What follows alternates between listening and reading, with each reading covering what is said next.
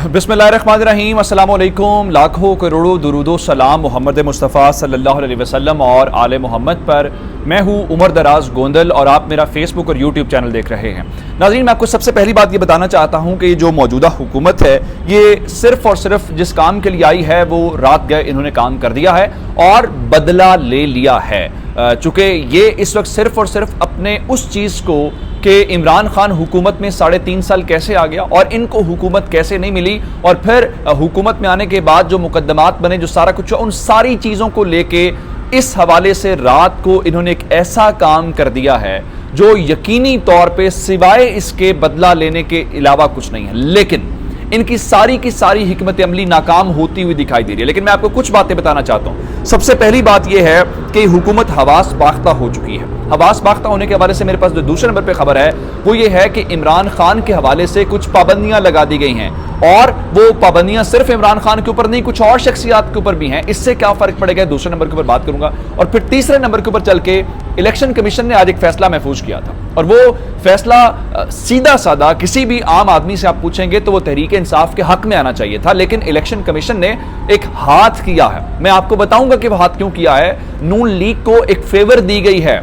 नून league का फायदा सोचा गया है। किस तरह से एक कानूनी नुक्ता भी आपके सामने रखूंगा और आपको अंदाजा होगा कि ये सारा कुछ जो है वो हुआ क्या है।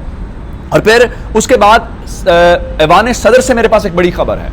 ये जो तैयारियां इन्होंने की हुई हैं ना, जिनका ख्याल है कि ये सब कुछ एकतरफा तौर पे कर लेंगे, ऐसा होता हुआ कुछ नजर नहीं आ रहा। और इस सब चीज से हट के फिर इमरान खान के खिलाफ कुछ और मजीद चीजें करने की कोशिश की जा रही है, जो वफाकी काबीना से मंजूरी ली जा रही है, और मंजूरी के बाद मामलात आगे बढ़ेंगे।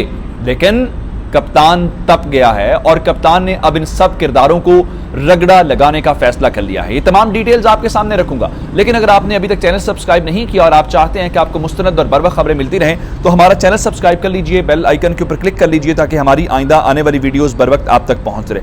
अब जनाब अली, सबसे पहली मैं आपको बात ये बताना चाहता हूं कि अवाम से बदला इन्होंने लिया है, और इस हुकूमत ने रात को टीवी के ऊपर बैठ के, जो मिफ्ता इस्माइल है वो वजीर खजाना के तौर पे काम कर रहा है, लेकिन वो कहता ये है वो साहब कि जनाब ये जो पेट्रोल और डीजल है ये तो अशराफिया खरीदती है, ये तो अमीर लोग खरीदते हैं, अमीरों का इससे कोई ताल्लुक नहीं है। वही साहब थे जो हमें कहते रहे कि हमें हुकूमत में आने दें, हम आपको कीमतें कम करके दिखाएंगे। ये वही साहब थे जो फरमाते रहे कि 137 रुपए से 1 रुपया भी महंगा नहीं होना चाहिए। लेकिन वो सारी की सारी बातें साबित हुई, और इन्होंने रात को 30 रुपए जो है वो पेट्रोलियम मसनूआत की कीमतें बढ़ा दी हैं, और पेट्रोल जो है वो 209 रुपए और 86 पैसे के ऊपर पहुंच गया है। और इमरान खान ने भी इसके ऊपर ट्वीट किया है कि इन्फ्लेशन में इजाफा हो गया है और आम आदमी के ऊपर बोझ पड़ा है। और आज के रोज ही चूंकि तकरीबन 8 रुपए जो है वो फी यूनिट बिजली भी महंगी की गई है, लेकिन उनको कोई परवाह नहीं है। क्यों परवाह नहीं है? वो कहते हैं जी इस मुल्क की जो मुख्तदर ताकतें हैं वो हमारे साथ हैं, मीडिया मैनेज्ड है। आपको अगर यही सूरत हाल इमरान खान के दौर में होती कि एक हफ्ते के अंदर 60 रुपए कीमत बढ़ जाती,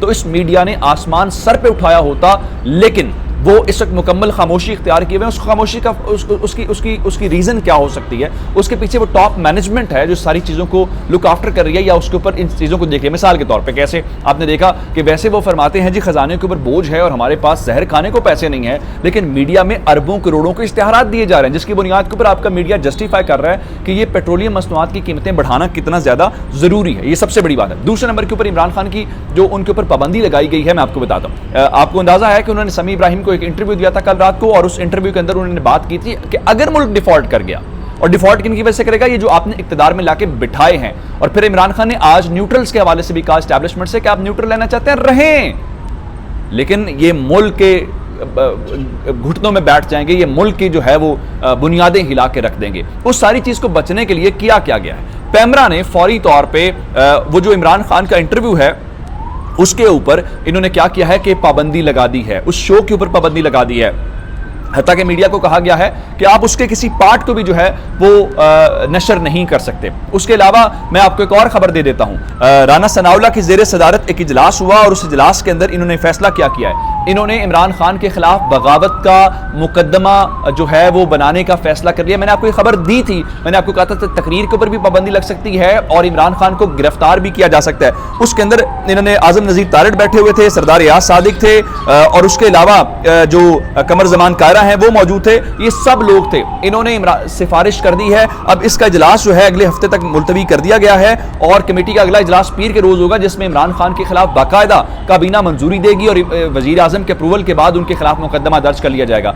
अब मुझे ये बताएं कि ये सारी सूरत हाल किस तरफ जाएगी? ये क्या मुल्क को इंतशार या अनारकी की तरफ लेके जाने वाली बात नहीं है? एक और खबर सुन लीजिए।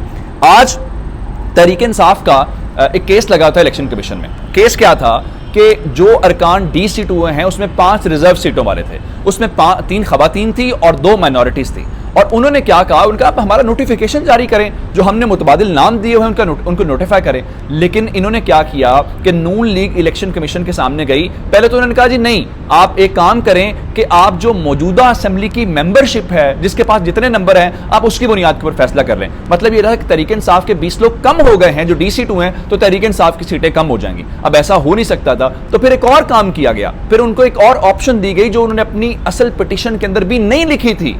वो तीसरी ऑप्शन ये थी कि आप इसको होल्ड ऑन कर लें, और होल्ड ऑन करने का मतलब ये है कि आप इन सीटों के ऊपर ज़िमनी इलेक्शन करवा लें, और जब ज़िमनी इलेक्शन का रिजल्ट आएगा तो आप उस वक्त नोटिफिकेशन कर लें। अब मुझे ये बताइए कि अगर आपने ज़िमनी इलेक्शन की बुनियाद के ऊपर करवाना है, तो क्या जब हर बार असेंबली के अंदर ज़िमनी इलेक्शन होता है, 2 सीटों के ऊपर होता है, 3 सीटों के ऊपर होता है, फर्क तो उससे पड़ता है, तो क्या आप हर बार रिजर्व सीटें चेंज करते हैं? बिल्कुल भी चेंज नहीं करते। उसकी वजह क्या होती है कि जो रिजर्व सीटें होती हैं वो जनरल इलेक्शन की बुनियाद के ऊपर, जो असेंबली में पार्टियां जीत के आती हैं उसकी बुनियाद के ऊपर वो कोटा जो है वो तय किया जाता है। अब सिर्फ और सिर्फ किया क्यों गया? ये इसलिए किया गया है कि अगर वो 5 जो इनके लोग हैं वो तहरीक इंसाफ के आ जाते तो उन्हें हमजा शहबाज के खिलाफ मेजॉरिटी मिल जाती। इसलिए हमजा शहबाज को महफूज बनाने के लिए उन्होंने क्या किया कि तहरीक इंसाफ की वो 5 सीटें होल्ड ऑन कर ली, यानी जब तक ज़िमनी इलेक्शन का रिजल्ट नहीं आता कम से कम तब तो ना आए। अगर इन केस तहरीक इंसाफ वो सारी सीटें भी जीत जाए तो उसके बाद कम से कम 1.5 महीना अगले साल यानी जून और जुलाई के बाद होना है, तो उसके बाद देखा जाएगा ये सारे का सारा हमजा शहबाज की वजारत आला को बचाने के लिए। फिर तहरीक इंसाफ इसलिए कहती है कि इस मामले को जो है वो इलेक्शन कमीशन के अंडर काम नहीं कर सकते, और ये इलेक्शन कमीशन जो है वो गैर जानिबदार नहीं है। अब फवाद चौधरी ने कहा है कि वो इस मामले के खिलाफ जो है वो जा रहे हैं और वहां पे उन्होंने जो वो है सुप्रीम कोर्ट के अंदर चैलेंज करेंगे। अगर सुप्रीम कोर्ट अंदर चैलेंज भी करें तो कुछ दिन लग जाएंगे, महीना लग सकता है, 2 महीने लग सकते हैं, 8 महीने लग सकते हैं। तो यहाँ पे एक प्रॉपर जो है वो बायसनेस जो है वो नजर आ रही है। अब जरा एक और मैं आपको बात बताऊं, इन्होंने आज एक और खबर दी है। खबर ये दी है जी, चीन से जो 2.3 अरब डॉलर की रीफाइनेंसिंग है वो हो रही है, और उन्होंने कहा जी वो हमारी उनके साथ शराइत तय हो गई हैं बैंकों के साथ, वो हमारे फॉरेन जो रिजर्व्स हैं उसके ऊपर फायदा होगा और चीजें होंगी। लेकिन ऐवान सदर वाली खबर देके फिर इमरान खान के रगड़े की तरफ जाता हूं।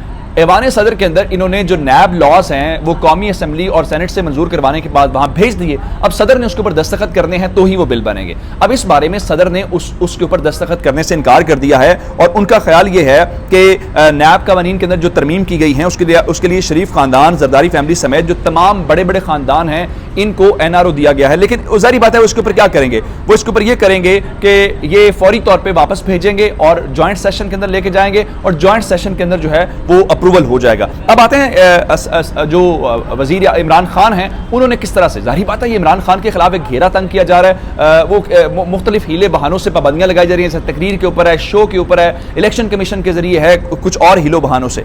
इमरान खान ने अब जो इस बारे में परसों अपना लाहेबल तो देना है, उसके बाद इमरान खान की कुछ और मसरूफियात, इमरान खान ने जो मुख्तलिफ किरदार हैं अब उनके खिलाफ मजीद जारहाना फैसले कर लिए हैं कि वो उनके नाम लेंगे, वो चीज़ों को खोल के रखेंगे, जिसकी बुनियाद के ऊपर ये अब इब्तदाई तौर पे क्या कर रहे हैं, इब्तदाई तौर पे क्या कर रहे हैं, उनकी तकरीर को रोक रहे हैं, इब्तदाई तौर पर टीवी चैनल्स को प्रेशराइज कर रहे हैं ताकि इमरान को रोके। लेकिन इनको एक चीज़ का अंदाजा नहीं है कि वो सोशल मीडिया की पावर उसके पास है, आप उसको नहीं रोक सकते। और ये हुकूमत जो है जिसने ये आज पेट्रोलियम मसनूआत वाली कीमतें करके बुनियादी तौर पर अवाम का तो इन्होंने चूमर बना ही दिया है, लेकिन इन्होंने इमरान खान की मदद की। इमरान खान यही अवाम में जाके करेगा कि कम से कम मेरे होते हुए काम नहीं हो सका, और ये इतनी दीदा दलेरी के साथ कैसे कर सकते हैं। अपना बहुत सारा ख्याल रखिएगा। खुदा हाफिज़।